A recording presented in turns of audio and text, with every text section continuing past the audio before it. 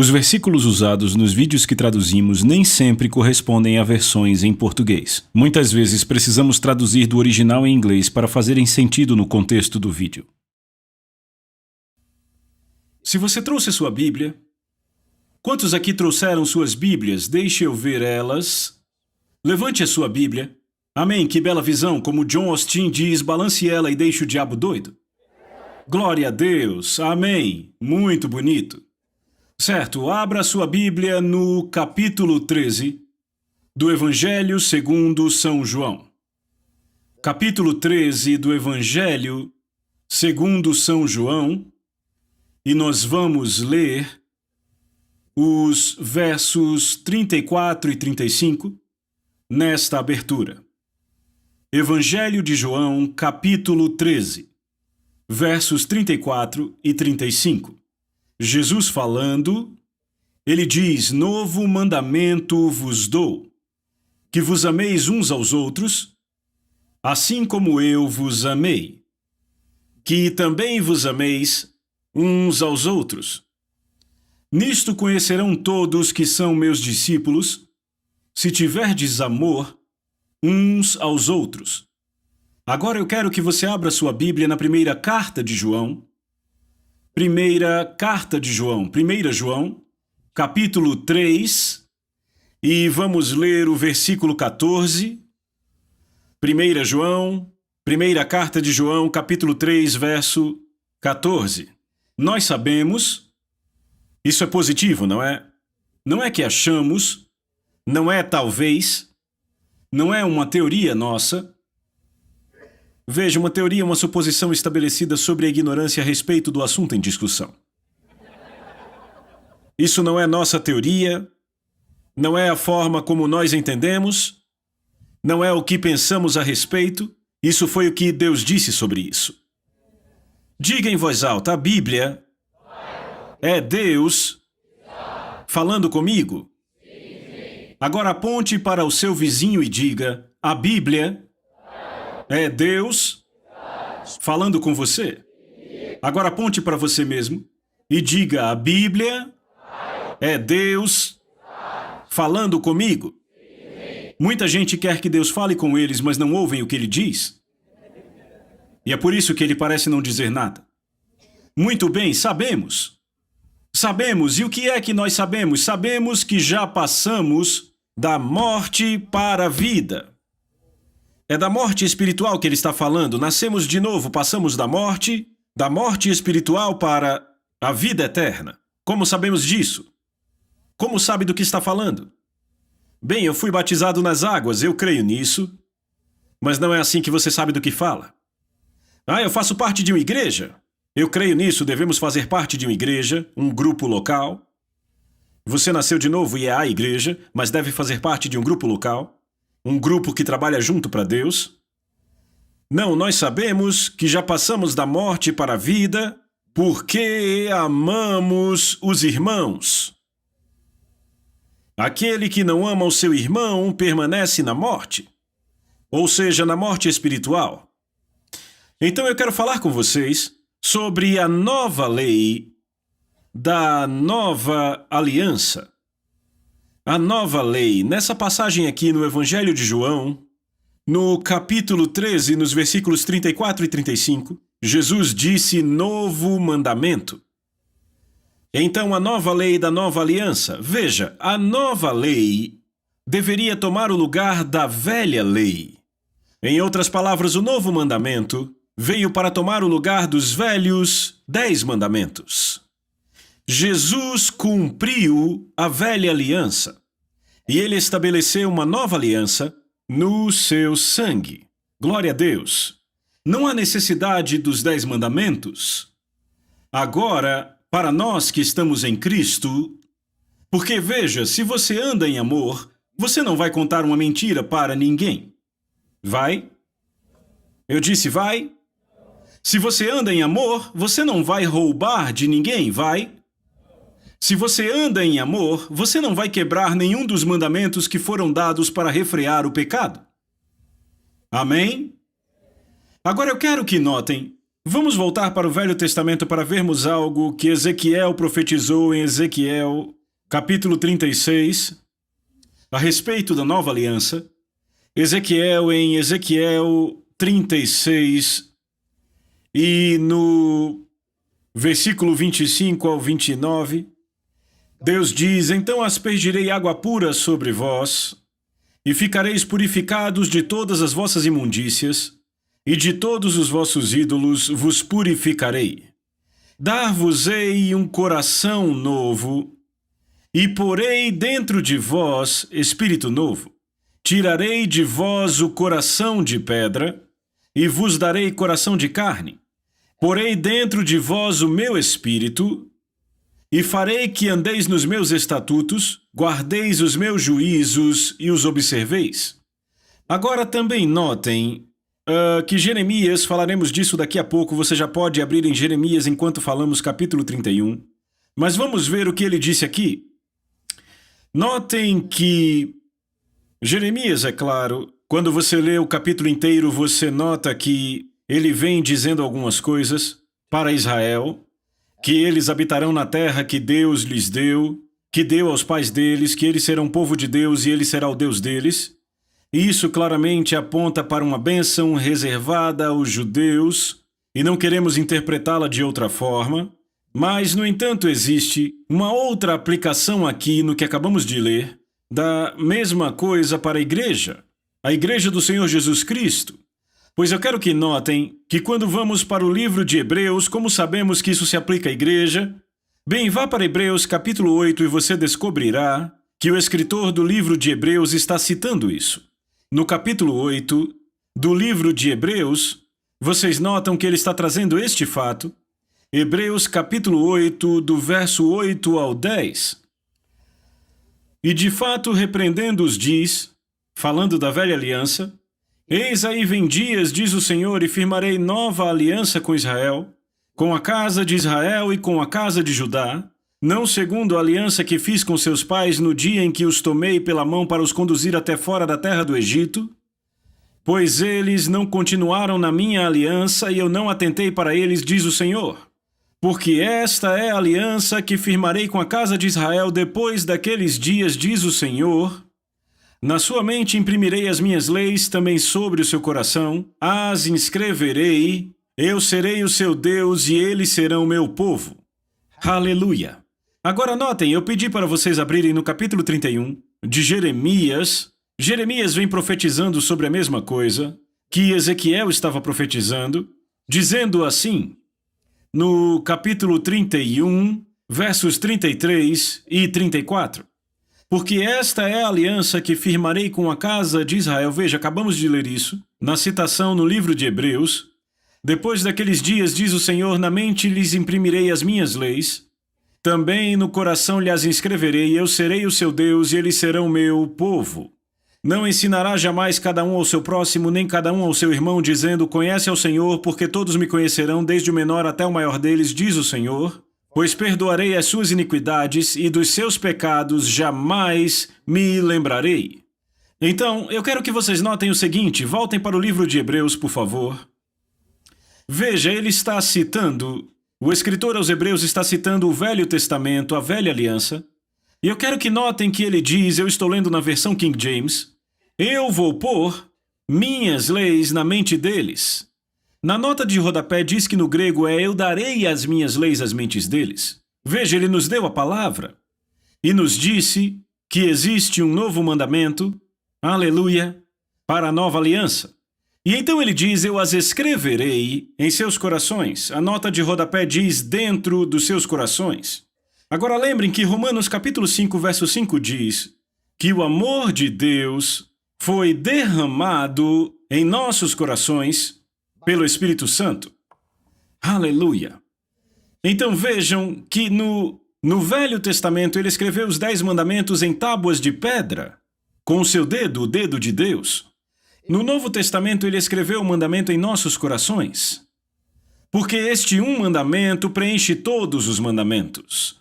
Eu disse que esse um mandamento cumpre todos os mandamentos.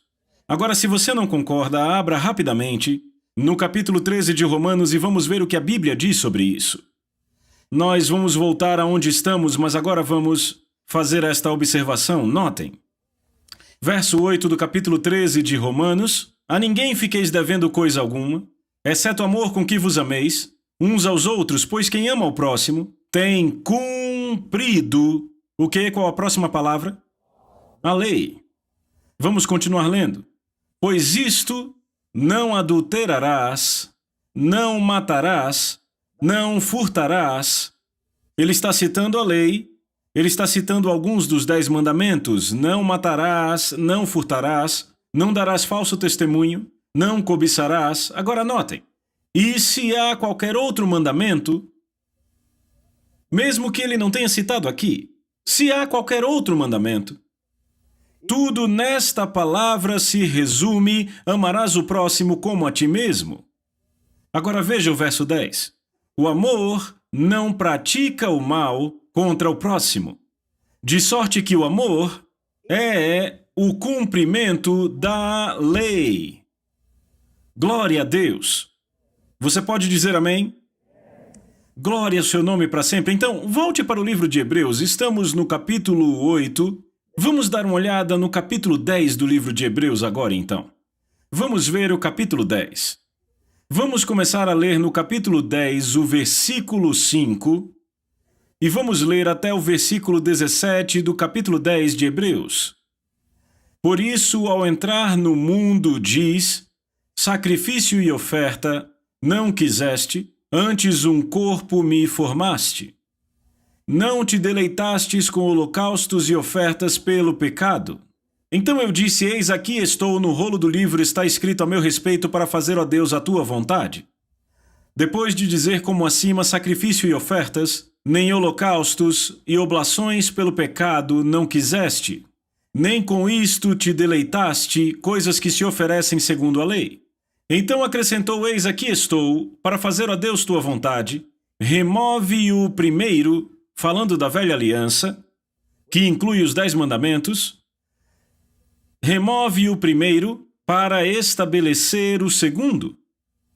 Nessa vontade é que temos sido santificados, mediante a oferta do corpo de Jesus Cristo uma vez por todas. Ora, todo sacerdote se apresenta dia após dia a exercer o serviço sagrado e a oferecer muitas vezes os mesmos sacrifícios, que nunca jamais podem remover pecados. Jesus, porém, tendo oferecido para sempre um único sacrifício, pelos pecados, assentou-se à destra de Deus, aguardando daí em diante até que seus inimigos sejam postos por estrado dos seus pés, porque com a única oferta, ele aperfeiçoou para sempre quantos estão sendo santificados.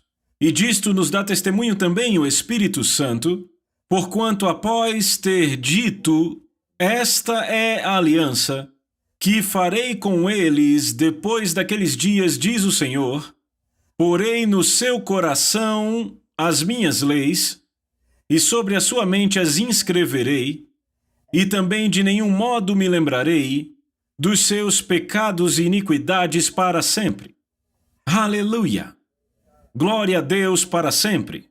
Então, notem que a lei de Deus, todas as leis de Deus, todos os mandamentos de Deus, são cumpridos em um.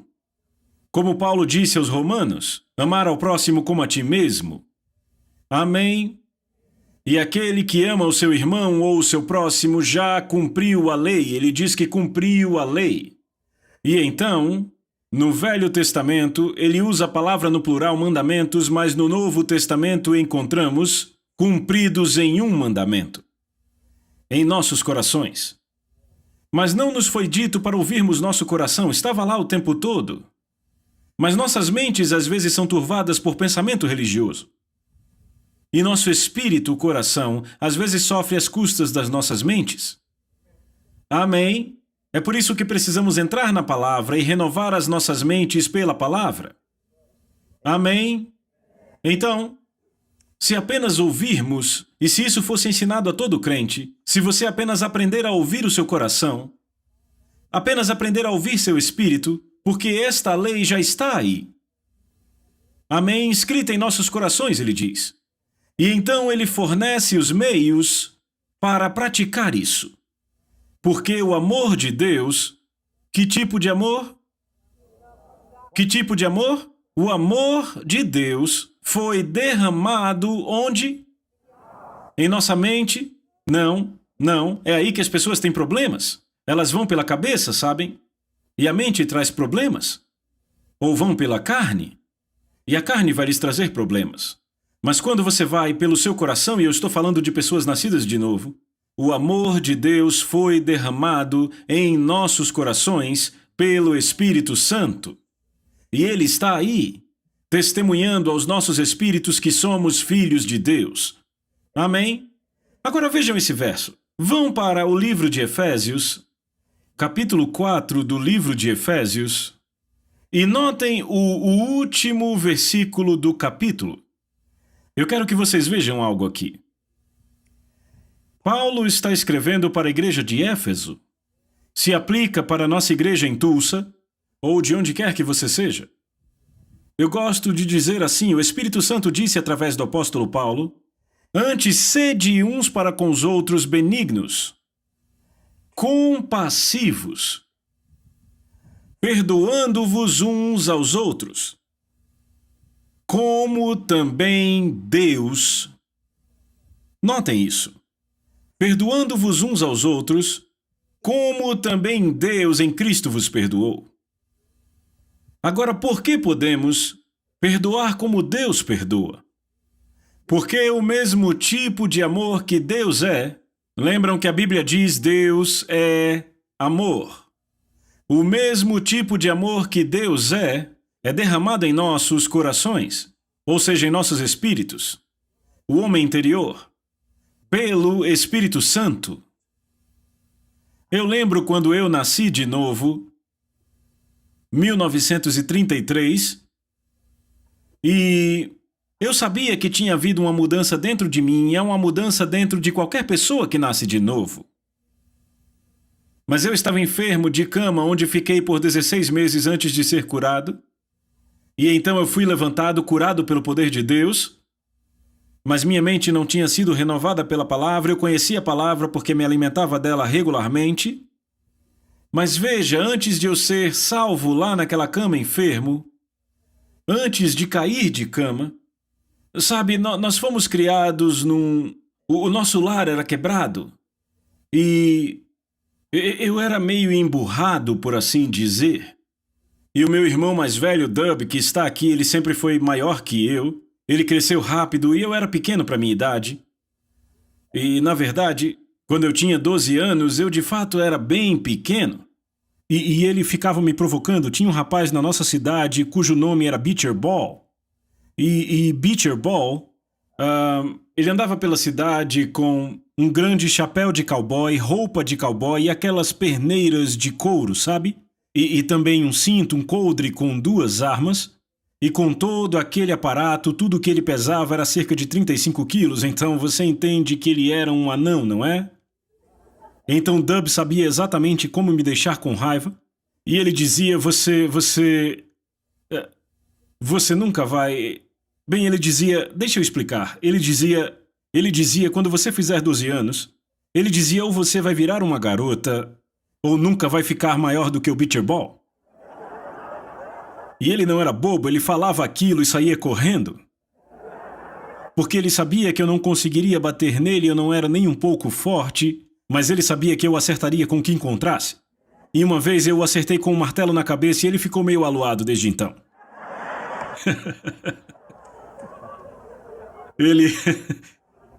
Sério, eu acertei ele com um martelo, ele foi a nocaute. Sabe, eu joguei aquele martelo nele... Bem, de toda forma... Mas então, o assunto que eu quero tratar, depois eu conto mais. O assunto que eu quero tratar é que ele era grande o suficiente para cuidar de si mesmo. Mas eu não era. Eu não sabia lutar. Eu só perdia. Então eu fiz uma nota mental, sabe? Algo bem sutil, vá por trás da pessoa e acerte na cabeça. Quando ela não estiver olhando, claro.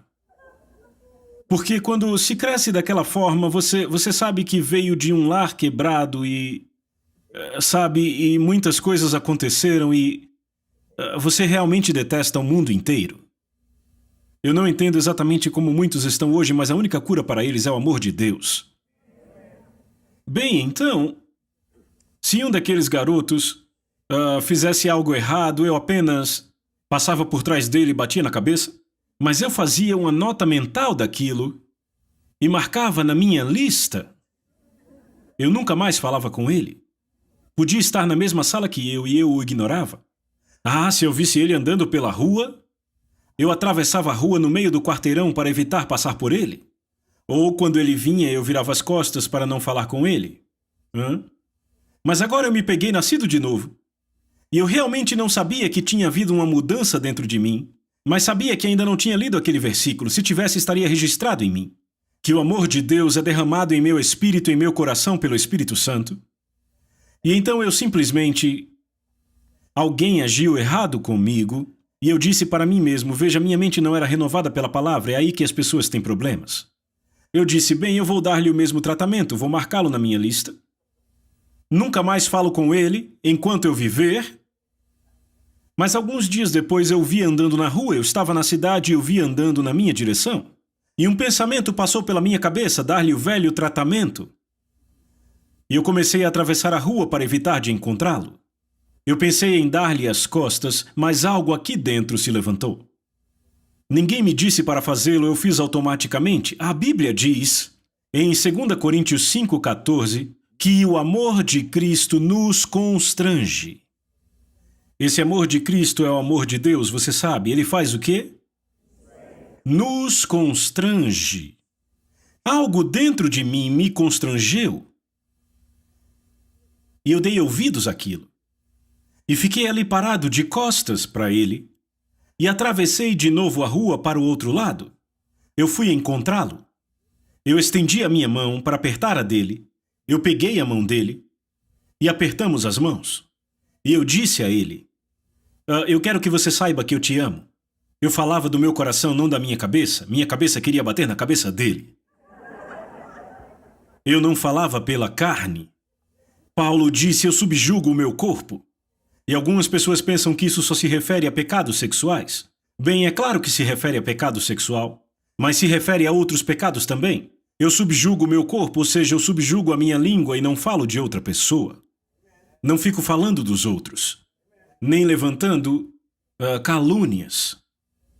Não se deixe levar pelo meu tom de voz. Amém, eu estou falando a verdade. Amém? Isso significa que você subjuga sua carne, porque no seu corpo você ainda tem aquela velha natureza adâmica na sua carne, seu espírito é novo. Mas a sua carne não, e ela diz, se você me bater, eu devolvo. Você cospe em mim e eu cuspo em você. Eu não vou deixar isso passar. E é aí que ficam os cristãos carnais, mas devemos deixar o amor de Deus nos constranger. E então eu disse àquele rapaz, eu quero que você saiba que eu te amo. Quero que saiba que eu estou orando por você. Eu quero que você saiba que se for para te ajudar, eu me ajoelho aqui mesmo na calçada. Veja, isso foi no centro da cidade. Eu fico de joelhos e beijo seus pés. E sabe, quando eu disse isso àquela pessoa, ele começou a chorar. E pegou a minha mão e colocou sobre sua cabeça e disse, ore por mim, bem no meio da rua. Disse, ore por mim, meu Deus, Ken, eu preciso. Precisava mesmo? Amém? Glória a Deus. O amor nunca falha. O amor nunca falha. Eu disse, o amor nunca falha. Você vai ver isso, ainda chegaremos em 1 Coríntios 13, você se lembra? O amor nunca falha. Ele é sempre vitorioso. Amém? E esse amor foi derramado em nossos corações pelo Espírito Santo. Eu lembro quando Dub se entregou ao Senhor, ele ainda era um bebê cristão, ele não cresceu muito desde então. Mas eu lembro que estávamos em Dallas para o encontro e eu sempre cuidava dos negócios da minha mãe, mas eu estava pregando 2 vezes, ensinando de manhã e pregando à noite. Então, ele disse, deixa que eu vou lá, eu resolvo isso para você. Você não precisa ir? Então ele foi a McKinney, a 50 quilômetros de Dallas, resolver aquilo. E eu tive vontade de bater nele. Sabe, porque se eu não tivesse mudado, eu teria batido em alguém. Porque eu fiquei lá esperando e não deu em nada, e eu disse, você se dê por feliz porque eu não sou mais quem eu era, porque a essa altura eu já teria estourado. E eu ainda fiz menção de brigar com ele, mas eu disse, tudo bem, ok, vamos lá, vamos passar por isso, eu vou apenas orar por você ao invés de brigar. Porque ele voltou e eu perguntei, e aí, você cuidou dos negócios? E ele disse, não fui atendido. E ele disse, é melhor você nem ir lá, porque vão te pôr para correr. E eu disse, não vão. E então eu fui alguns dias depois. Bem, eu cheguei lá, o meu avô já tinha passado dos 90, já estava a ponto de morrer, já estava ao maior bate-boca para decidir quem ficaria com o quê. E alguns deles sempre tiveram a ideia porque eu fui morar com os meus avós por parte de mãe quando eu tinha 9 anos. A minha avó sempre me chamava de o garoto dela. E alguns ficaram com medo que eu tivesse ido lá apenas para pegar a minha parte da herança, entendem? E então, eu me lembro que a minha tia estava no outro quarto e ela me chamou. E eu digo a vocês, ela estava grasnando como um corvo. E ela disse isso e aquilo, sabe? Não dá nem para eu repetir o que ela disse em público. Sabe, grasnando como um corvo cada vez mais alto. E eu não disse uma palavra. Não disse uma palavra, nem abri a minha boca. Eu apenas dizia por dentro, graças a Deus que o amor de Deus está em mim, que o amor em mim é maior do que o ódio que está nela. Aleluia. E lá estava ela gritando cada vez mais alto, só fazia piorar, dizendo coisas terríveis. E então de repente ela olhou para mim, porque sabe, ela não era o tipo de pessoa que olhava no olho. E de repente ela olhou para mim, tirou a vista e olhou de novo, e a sua boca abria e fechava, mas ela não falava nada. Não falava nada. Eu acho que ela viu a expressão de amor do meu rosto e não disse uma palavra.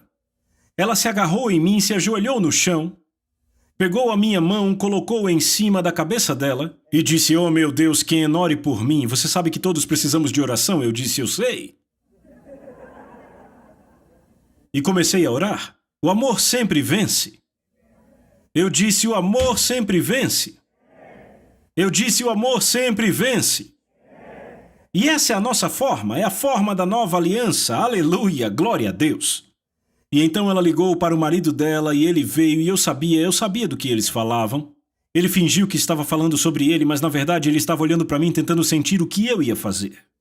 E ele disse para mim, você sabe que isso é terrível? O pobre velho aí para morrer e as pessoas batendo boca para decidir quem vai ficar com o quê. De fato, ele falou, olha, eu tenho certeza que alguns da família já estão prontos. Assim que ele morrer, vão colocá-lo num caixão e vão tentar tirar tudo da sua pobre mamãe. O que você vai fazer? Eu sei, ele queria dizer o que ele faria. Bem, eu disse, eu quero que você saiba de algo. Vem cá, chegue mais perto. Eu tenho informações por dentro. E eu quero que você saiba que eu estou pronto para isso. Você está? Eu disse sim, senhor. Eu estou pronto. Ele ficou de queixo caído e disse, olha, eu vou garantir que a sua mãe tenha a parte dela, sim. Assim que meu avô morreu, eles deram um pulo para trás, olharam para mim e disseram, ei, pegue a sua parte, o que você quer? Eles pegaram a informação interna que eu tinha, que maior era o que estava em mim do que o que estava neles.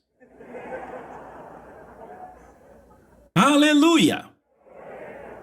Eu disse amém. O amor sempre vence. Agora notem, sede benignos uns para com os outros. Não é estranho que o Espírito Santo, que Deus através do Espírito Santo tenha que escrever a uma igreja, dizendo para serem bons uns com os outros? Bem, ele sabia que eram humanos como nós somos hoje, deixavam sua carne dominá-los, sua natureza humana dominá-los, suas mentes.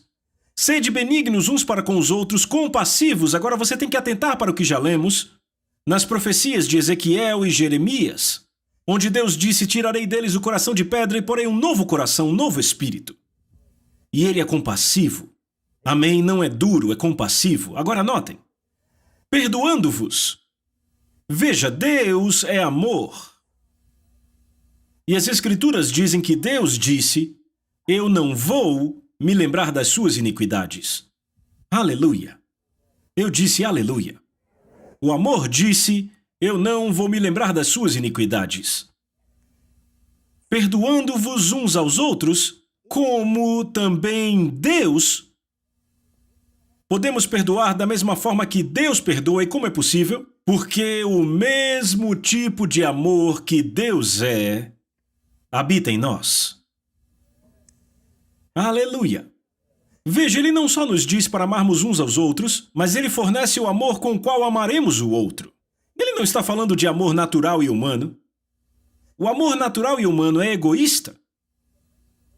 O amor natural e humano se torna em ódio da noite para o dia.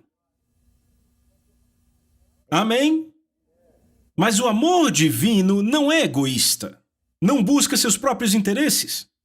Eu lembro, muitos anos atrás, minha esposa e eu aceitamos pastorear em junho de 1939 uma igrejinha ao norte do Texas e pregamos no domingo na igreja e fomos a uma conferência, pelo menos eu fui. Ela ficou em casa porque faltavam cerca de 3 meses para o Kenneth nascer. Então pregamos no segundo domingo ali de junho de 1939 e na segunda-feira levamos os poucos pertences que tínhamos para a nossa casa pastoral. Sabe, eles tinham uma pequena casa pastoral ali, era 1939, fim da depressão, ninguém tinha muito. Nós tínhamos uma cadeira e uma caixa de maçã para sentar, você sabe, aqueles caixotes de maçã. Minha esposa sentava na cadeira, eu sentava na caixa de maçã para comer. E a gente pegava o pouco que a gente tinha, 1 ou 2 pratos rachados, eu acho que um garfo ou 2. Nós não tínhamos muito. A mudança não demorou muito, na verdade. Amém. E foi assim que a gente começou. Alguns querem começar já no topo, mas você não consegue se não começar na escada do primeiro degrau e seguir subindo. Se você não quiser fazer isso, nunca conseguirá.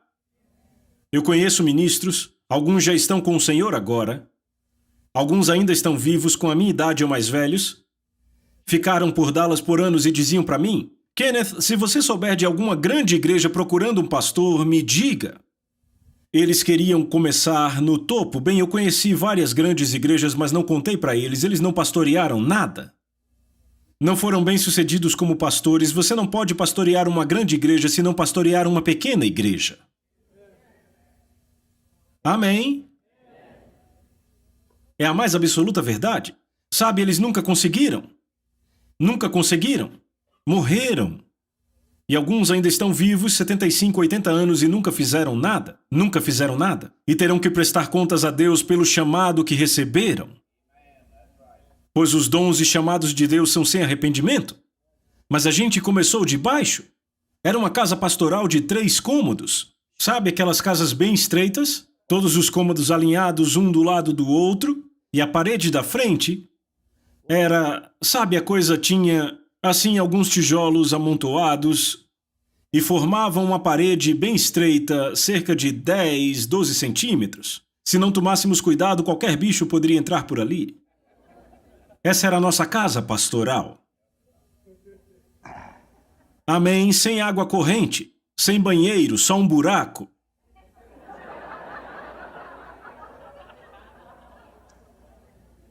Amém, mas o amor nos impele. Amém. Amamos a Deus, amamos as pessoas. Muito bem, na primeira semana que estávamos lá, veio uma senhora na casa pastoral, uma das membras. Ela começou uma conversa e finalmente chegou no ponto que queria. Bem, irmão Reagan, eu estou aqui para falar com o senhor algo, eu quero que o senhor me ouça. Eu quero contar ao senhor como a irmã fulana de tal me tratou, o que ela fez. E ela começou aquela longa e rocambolesca história de como a irmã fulana de tal havia tratado ela. E contou, e contou, e contou. E finalmente eu a interrompi. Eu achei que na semana anterior elas tinham discutido, tinham tido um problema e chegaram no impasse, numa discussão. E então eu disse: quando isso aconteceu? E ela começou a contar nos dedos. 1, 2, 3, 4, 5, 6, 7, 8... Eu achava que ela ia dizer há 8 dias, seria no meio da semana que a gente viajou, entendem? Ela disse: vai fazer 8 anos na próxima terça.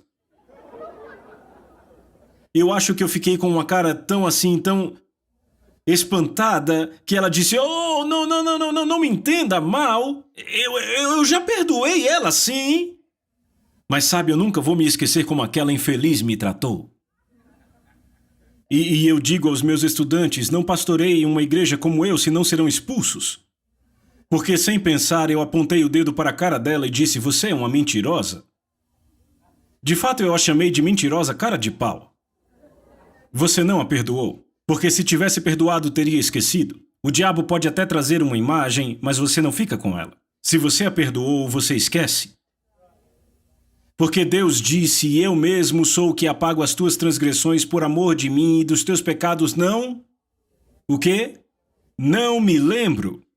E o texto diz, sede benignos uns para com os outros, compassivos, perdoando-vos uns aos outros como também Deus. Perdoando-vos uns aos outros como Deus. Amém? Então o diabo pode te trazer uma imagem, mas quando ele o fizer, você ri disso. E diz, Senhor diabo, isso é só uma imagem? Tudo que você tem é uma foto? A coisa não existe mais. Porque eu já os perdoei. Amém? E se foi você que agiu errado, quando você confessar, Deus te perdoa. E está tudo limpo. Você pode dizer amém? O amor prevalece. O amor vence. E o amor nunca falha. Perdoando-vos uns aos outros. O amor perdoa. Amém? Você sabe, todos nos alegramos, ficamos contentes e devemos ficar, com Marcos capítulo 11. Eu acho que eu preguei sobre Marcos capítulo 11, mais do que qualquer outro texto na Bíblia nesses 53 anos de ministério. E todos nos alegramos que essas palavras tenham saído dos lábios de Jesus, quando ele disse, em verdade vos digo que todo aquele que disser a esse monte, seja removido e seja lançado no mar, e não duvidar em seu coração, mas crer que aquelas coisas que ele disse vão acontecer, ele terá tudo aquilo que disser. Desta forma eu digo a vocês todas as coisas que desejarem quando orarem, creiam que as receberam e vocês as terão. E nos alegramos com isso, graças a Deus. Mas sabia que ele não disse só isso? Essa não é a história inteira, é apenas uma parte dela. No verso seguinte ele disse e. Veja, e é uma conjunção. Ela une o que ele está prestes a dizer com o que ele vem dizendo. Agora notem o que ele vinha dizendo em Marcos 11, 24. Ele disse, desta forma eu digo a vocês que todas as coisas que desejarem quando orarem, repitam, quando orarem, então você vê, ele está falando de oração, não é? Quando orarem, creiam que as receberam e as terão, e quando estiverdes orando, então veja, ainda falando de oração, e quando estiverdes orando, perdoai se tendes alguma coisa contra alguém. Quando estiverdes orando, perdoai. Mas por quê? Porque a sua fé e a sua oração não vão funcionar se você não perdoar. Amém? Ora, graças a Deus por Marcos 11, 23 e 24, eu prego isso há 53 anos e ainda creio, eu sei que é verdade. Mas eu também venho praticando o verso 25 junto. Eu sempre me recuso, toda a minha vida cristã eu sempre tenho recusado a ter qualquer tipo de animosidade, a ter qualquer má vontade, a ter qualquer sentimento errado. Não vou gastar nenhum momento com isso. Sabe, se qualquer sinal de animosidade, qualquer sinal de sentimento errado, um sentimento de amargura para com alguém, se chega em mim de qualquer forma ou maneira, eu pego ele, como dizemos em Oklahoma, eu mato e enterro. Glória a Deus, eu acabo com isso. Eu não me permito gastar nenhum minuto com isso. Eu não gastaria nenhum minuto com isso, como não gasto tempo pensando em matar alguém. Porque vai me causar dano. Você não consegue andar em cura. Eu naturalmente sei por experiência própria. A Bíblia fala sobre o amor perfeito, falaremos disso. Falaremos sobre como alcançá-lo, não sei se dará tempo hoje à noite, mas vamos falar, mas eu sei que nenhum de nós é perfeito em amor, mas alguns certamente têm tentado. Uma vez convidei um ministro para um evento. Bem, ele agiu errado comigo e eu não vou entrar no detalhe aqui sobre o assunto. E o diabo me sugeriu, quando eu vi aquilo, um pensamento veio à minha mente. E eu sei que não veio do meu espírito. Veja, pensamentos vêm à sua mente de dentro para fora ou de fora para dentro. Certamente não veio do meu coração. Se eu fosse você, não levantaria mais nenhuma oferta para ele. O diabo já sugeriu algo para você? Não levantaria mais nenhuma oferta para ele. Veja, nosso costume, quando recebemos um ministro convidado, levantamos uma oferta para ele na terça-noite, sexta-noite e domingo à noite. Usamos as outras ofertas para despesas da igreja, porque o hospedamos, o alimentamos, fazemos a divulgação e por aí vai. Eu não levantaria nenhuma outra oferta se eu fosse você. Eu deixaria só para o domingo à noite, porque se eu não fizesse no domingo à noite, as pessoas estranhariam. E eu não falaria nada em favor dele. Só diria: aqui está a salva para fazer ofertas para esse irmão, não diria mais nada. Bem, eu disse: só por causa disso, senhor diabo, só por causa disso, eu vou levantar uma oferta para ele toda noite. Veja, a Bíblia diz: devolva o mal com o bem. Amém? Vou levantar uma oferta para ele toda noite. E se você falar mais alguma coisa, eu vou levantar 2 ofertas por noite. E eu faria mesmo. Mas o diabo não falou mais nada, ele não quer que nenhum pregador receba 2 ofertas por noite, não é? Não falou nenhuma palavra e foram 2 ofertas alçadas por noite.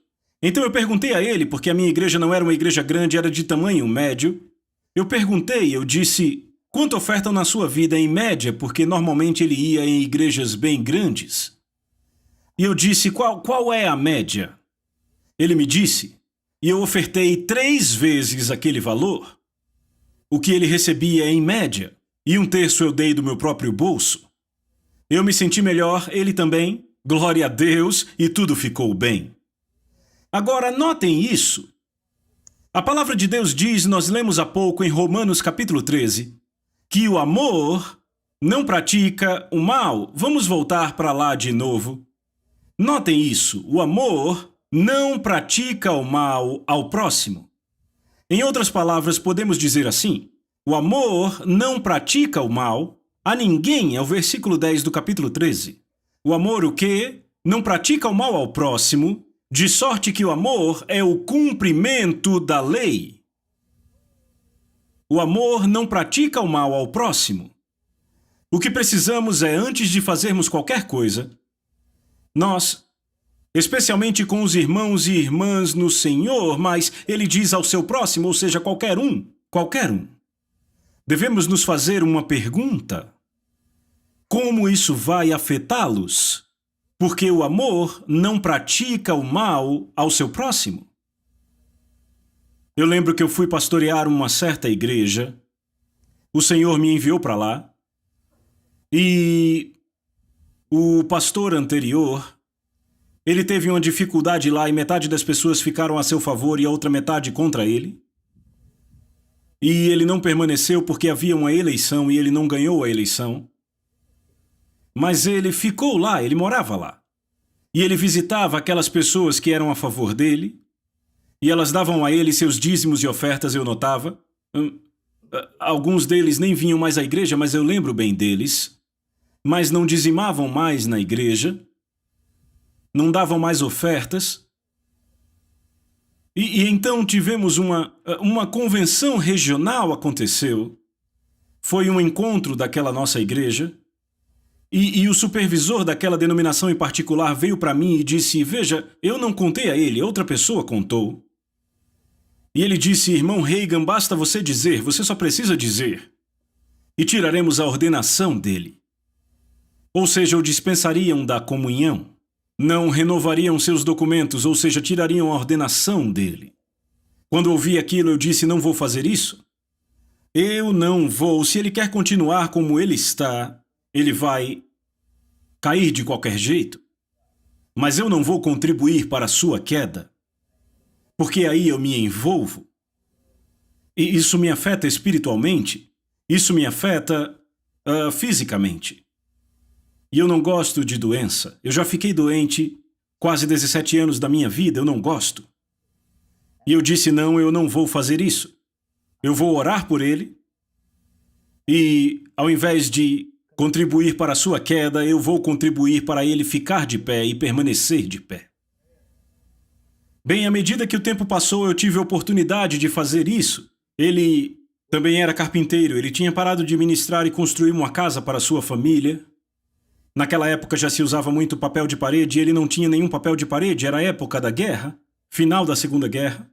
E eu disse a ele, eu vou pôr papel de parede em toda a casa para você. Eu estava bem equipado para fazê-lo. Então eu pus papel de parede na casa inteira. Quando acabamos, ele perguntou quanto eu devo a você. Você não me deve nada, o Senhor me disse para dar isso a você. E ele e sua esposa começaram a chorar. E disseram, irmão Reagan, queremos que você saiba de algo, visitamos realmente alguns membros, mas queremos que você saiba que nunca falamos nada contra você. Eu disse, eu sei que não, vocês não tinham nada para falar contra mim. Mas eu disse, querido irmão e irmã, vocês pararam para pensar que eu tinha que pastorear a igreja? E quando vocês falavam contra a igreja, falavam contra mim? Porque eu pastoreio a igreja, Deus me pôs lá. Eu sei que Deus me pôs lá. Bem, agimos errado, você nos perdoa. Eu disse, claro, mas nós não pegamos nenhum dízimo de lá. Eu disse, bem, todas aquelas pessoas, eu conheci algumas, desde então não deram nenhum centavo mais na igreja. Oh, mas elas davam dinheiro para nós, mas nunca disseram que eram dos dízimos. Eu disse, bem, era, mas não se incomodem com isso. Se não estavam dando na igreja, se não dessem a você, iam dar para outra pessoa. Não deixe que isso lhe incomode. Bem, antes de vocês irem embora, tinham decidido se mudar. Voltem lá e preguem na igreja. Ah, não queremos, eles não gostam de nós. Eu disse, eu sei bem, mas eu não vou deixar ninguém que não gosta falar de vocês. Se começarem, eu paro. Vou dizer, ei, não falem nada contra eles. Sabem, quando Saul se desviou, Davi não o machucou. Davi disse, não toqueis nos meus ungidos, nem maltrateis meus profetas. E eu disse, volte lá e pregue. Eu disse, de fato eu tenho trabalhado boa vontade nas pessoas que não gostam de você, eu tenho trabalhado boa vontade nelas. Vocês entendem, temos que ser pacificadores. O amor é pacificador. Então eu insisti e ambos voltaram lá e pregaram. Ele pregou de manhã, ela pregou à noite e aconteceu que... E quando ele pregou, ele disse, irmãos, eu quero que todos me perdoem e eu agi errado. Não poderia ter sido melhor, glória a Deus, o amor vence. O amor nunca falha. Eu estava errado, eu agi errado, quero que todos saibam, eu estava errado. E eu quero que me perdoem. Eu disse que Deus não abençoaria essa igreja porque eu não era mais pastor, eu acreditava nisso, mas era só meu pensamento. Ele disse, de fato e de verdade, eu vejo que Deus está abençoando essa igreja mais do que quando eu estava aqui. A igreja nunca encheu quando eu fui pastor aqui, em 3 anos. Mas a igreja está cheia e eu me alegro. Eu quero que todos saibam que eu me alegro com o que Deus está fazendo. O amor vence. Você pode dizer amém? Bem, eles continuaram no ministério e construíram um belo prédio para uma igreja em outro lugar. E foram abençoados. Isso é muito melhor. Eu não vou contribuir para a queda de ninguém. Eu digo às pessoas, eu não negaria nem se eles dissessem que eu matei a minha avó. Eu nem gastaria tempo negando. Eu vou continuar glorificando a Deus, louvando ao Senhor, aleluia, desfrutando das bênçãos de Deus e deixando as pessoas fazerem o que quiserem fazer. Amém? O amor é o melhor caminho e é o nosso caminho. Veja, temos um versículo aqui, e enquanto eu estou falando, por favor, abra em 1 João. A primeira carta de João, bem rápido. Primeira carta de João. Eu quero que vejam algo que talvez vocês ainda não tenham visto. Vamos ler 1 João 3,14, onde ele diz, sabemos que já passamos da morte para a vida porque amamos os irmãos. Ele continua falando sobre amor neste capítulo 3. E também no capítulo 4. Ele fala sobre o amor e fala sobre ser aperfeiçoado no amor. 4,18. No amor não existe medo, antes o perfeito amor lança fora o medo. Ora, o medo produz tormento, logo aquele que teme não é aperfeiçoado no amor. Veja, o amor é o fruto do Espírito, é o primeiro fruto do Espírito que aparece em nosso espírito nascido de novo. E o fruto pode crescer. Aleluia. Amém? Agora anotem isso, vejam o verso 16. 1 João 4,16. E nós conhecemos e cremos no amor que Deus tem por nós. Deus é amor. E aquele que permanece no amor permanece em Deus e Deus nele. Nisto é em nós aperfeiçoado o amor, para que tenhamos ousadia no dia do juízo, porque como ele é, assim somos nós neste mundo. No amor não existe medo. Antes, o perfeito amor lança fora o medo, pois o medo produz tormento. Logo, aquele que teme não é aperfeiçoado no amor. Nós o amamos porque ele nos amou primeiro. Se alguém diz eu amo a Deus e odeia seu irmão, é mentiroso. Pois aquele que não ama a seu irmão a quem vê, como poderá amar a Deus a quem ele não vê? E este mandamento temos dele, que aquele que ama a Deus, ame seu irmão. Aleluia. Agora eu quero que notem este fato, que nós não apenas cremos em Deus, mas nós cremos no amor.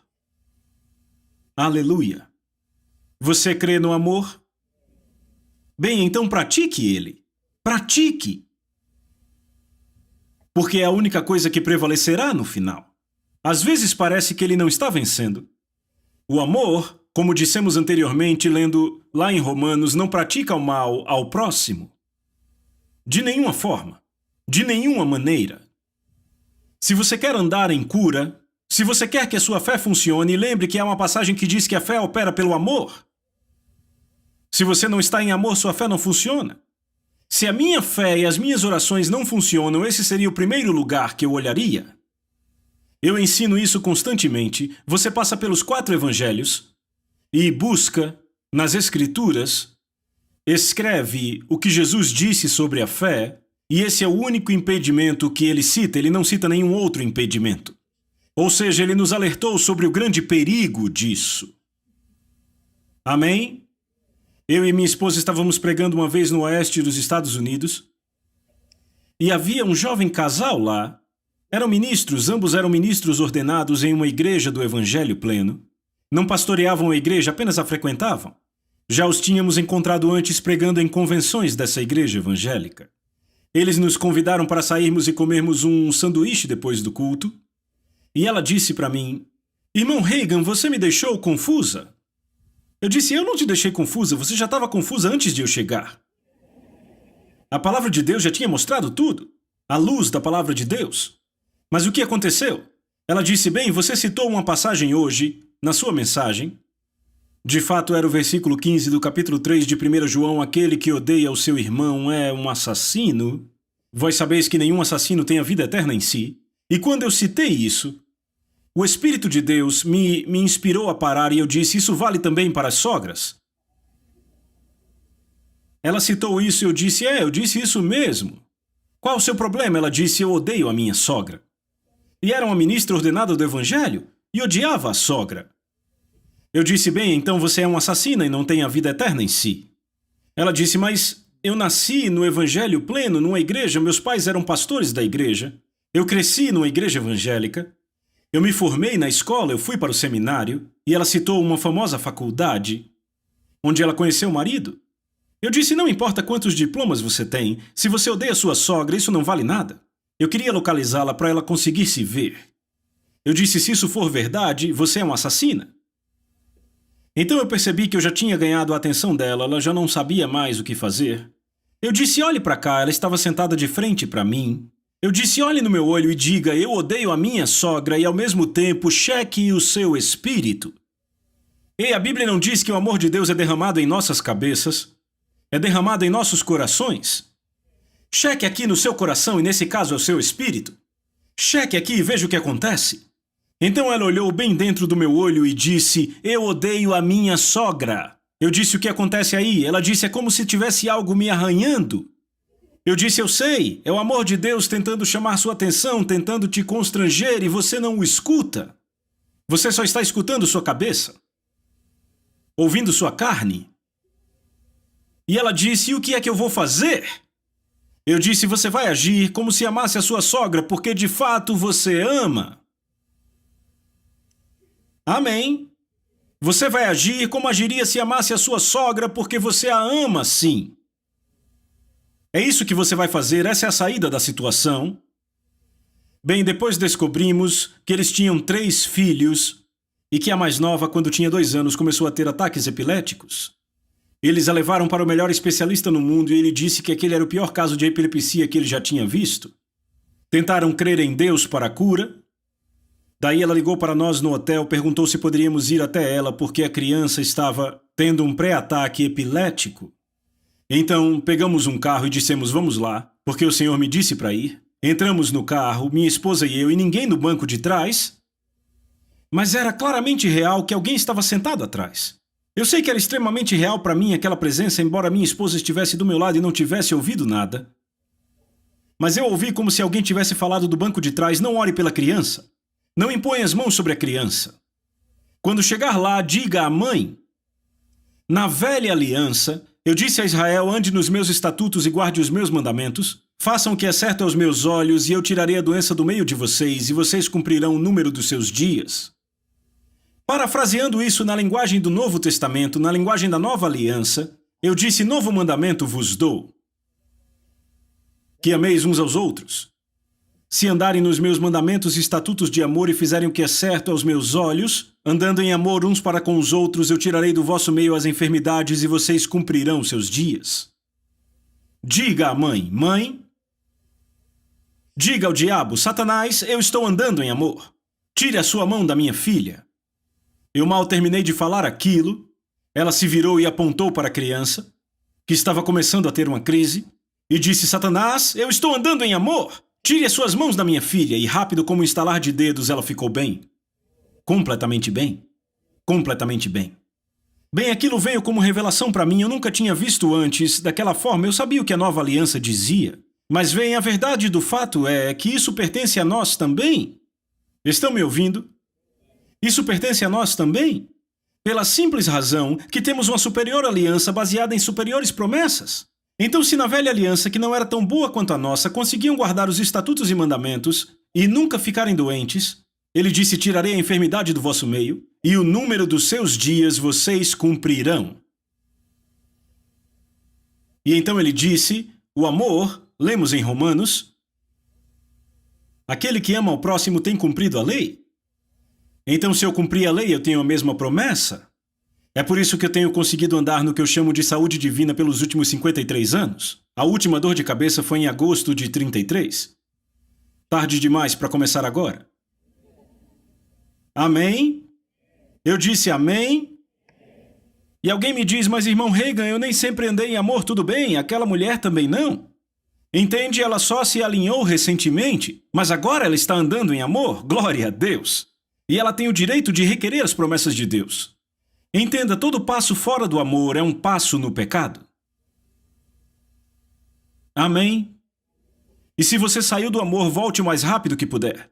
Volte rápido, o mais rápido que puder, para você poder viver na provisão e promessas de Deus. Glória a Deus para sempre. Para poder desfrutar das bênçãos que pertencem a você. Porque você é filho de Deus. Você nasceu de Deus. Aleluia? Amém. E você pertence a Ele. Notem que ele disse aqui na primeira carta de João, amados, vede que grande amor, capítulo 3, versículo 1, vede que grande amor nos tem concedido o Pai a ponto de sermos chamados filhos de Deus. Por isso o mundo não nos conhece porque não conheceu Ele mesmo. Amados, agora nós somos os filhos de Deus. Nós não vamos ser os filhos de Deus quando chegarmos no céu. Na eternidade com Deus, agora somos filhos de Deus. Agora ouçam. Se nós somos filhos de Deus, e Deus é amor, então somos filhos do amor. Aleluia! Se Deus é amor, e nós somos filhos de Deus, nós somos filhos do amor. Quando nós nascemos de novo, a vida e a natureza de Deus é transmitida ao nosso espírito. Deixe que essa vida e natureza dominem o seu ser. É por isso que você tem que fazer algo sobre seu corpo, porque não foi derramado sobre seu corpo. É por isso que você tem que fazer algo sobre a sua mente, porque a sua mente e o seu corpo dominam o homem interior. Mas Romanos, você lembra, capítulo 12, versos 1 e 2, rogo-vos, pois, irmãos, pelas misericórdias de Deus, que apresenteis o vosso corpo. Você apresenta o seu corpo a Deus como sacrifício vivo, santo e agradável, que é o vosso culto racional. E não vos conformeis com este mundo, mas sede vós transformados como? Pela renovação da vossa mente, para que possais provar qual é esta boa e aceitável e perfeita vontade de Deus. Aleluia! Glória a Deus! Vocês sabem que temos que renovar as nossas mentes? Nessa linha, temos que fazer isso. A respeito do amor de Deus. Uma vez eu participei de um encontro no oeste do país. Havia também outros 3 ministros que estavam ali, pastores, e o pastor que estava organizando o encontro e eu, e todos saímos para almoçar. Ali havia 4 pastores locais e eu. Então estávamos todos comendo e falando e chegamos no assunto do amor. E eles chegaram à conclusão que precisávamos orar a Deus para que Ele enviasse um avivamento de amor. Certamente precisamos disso. Ok, eu estava quieto ali. E disseram, irmão Reagan, o que você acha? E eu disse, acho sobre o quê? Sobre o que estamos dizendo? Eu disse, rapaz, eu acho que o que vocês precisam é serem salvos. Eu sabia que todos ali eram pastores de igrejas. E olharam para mim espantados e eu disse, da forma como falam, parece que não temos o amor de Deus. Nenhum de nós temos e precisamos. Eu disse, a Bíblia diz que sabemos que passamos da morte para a vida porque amamos uns aos outros. E se você é salvo, você tem? Eu disse, a questão aqui é que é preciso descobrir que você realmente tem porque a palavra diz, e então você precisa fazer algo sobre isso, precisa praticar. Precisa descobrir o que a palavra de Deus diz. Precisa pregar sobre isso. Não é uma questão de precisarmos que Deus nos envie isso porque Ele já deu a cada pessoa salva uma medida desse tipo de amor. Eu disse, muitas pessoas, como o homem que recebeu uma mina, ele aguardou embrulhada num lenço. Mas é preciso descobrir o que a palavra de Deus fala sobre o assunto.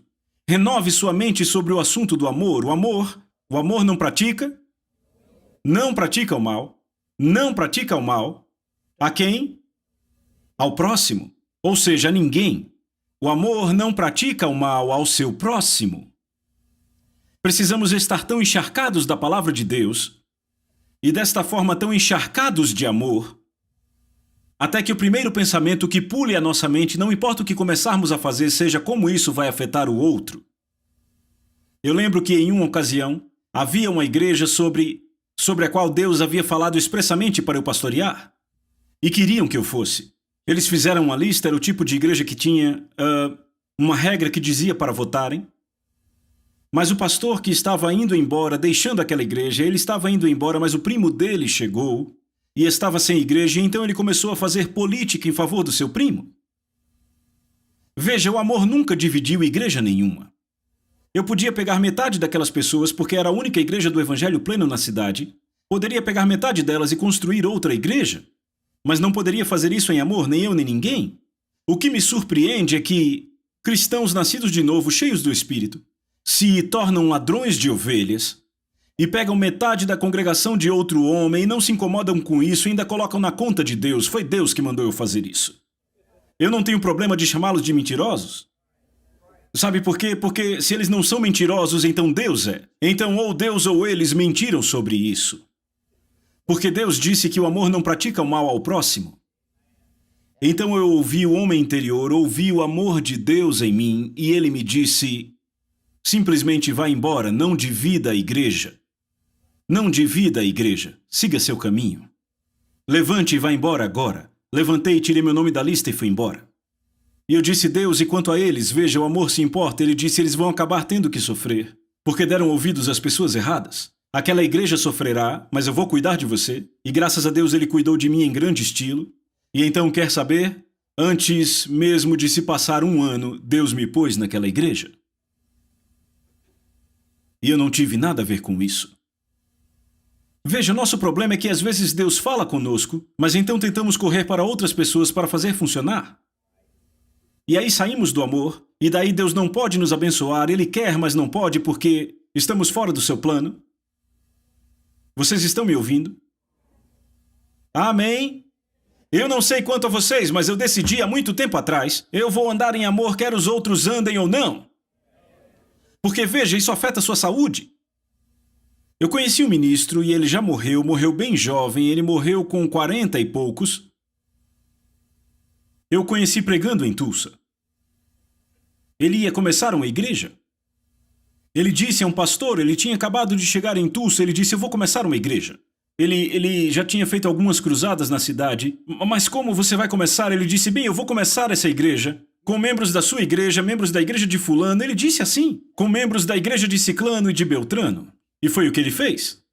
Ele pegou, eu acho que 102 membros daquela igreja, eu acho que ela era a terceira maior igreja do Evangelho Pleno. Ele pegou 200 ou 300 de outra. E então, da maior igreja do Evangelho Pleno, ele pegou 300 ou 400. Mas quer saber? Antes de desfrutar da sua nova igreja, ele morreu. Ouça, morreu. Eu disse morreu. Deus disse para mim, vá dizer a ele, vá dizer a ele. Ele vai morrer, porque ele não tem julgado a si mesmo nem andado em amor com outro ministro.